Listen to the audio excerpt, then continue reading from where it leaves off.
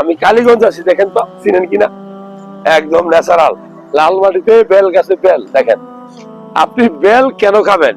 আমরা কিন্তু অনেক সময় বলি যে নেড়া বেল গাছ তলায় একবারে যায়, মানে ঠান্ডু মাথা।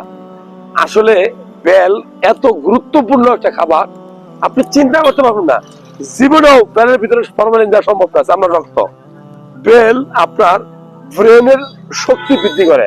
আমরা বলি না যে আপনার স্মরণ শক্তি বৃদ্ধি করবে কোন খাবার, তার মধ্যে অন্যতম হচ্ছে বেল। এবং এই বেল আপনার পেটের পথ হজম হজম শক্তি বৃদ্ধি করে, অর্থাৎ যাদের পথ হজম আছে হজম দূর করে। আমরা বলি যে বেলের শরবত খাবেন, রমজান মাসে কিন্তু বেলের শরবত খায়। এই বেলের শরবত সারা বছরই খাওয়া উচিত। চমৎকার বেল, দেখেন অসংখ্য বেল ধরে আছে, মাশাআল্লাহ, আমরা সুবহানাল্লাহ বলি।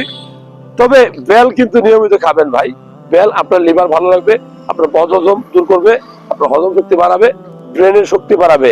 যারা ভুলে যায় রোগ আক্রান্ত, তারা বেশি বেশি এই বেল খাবেন।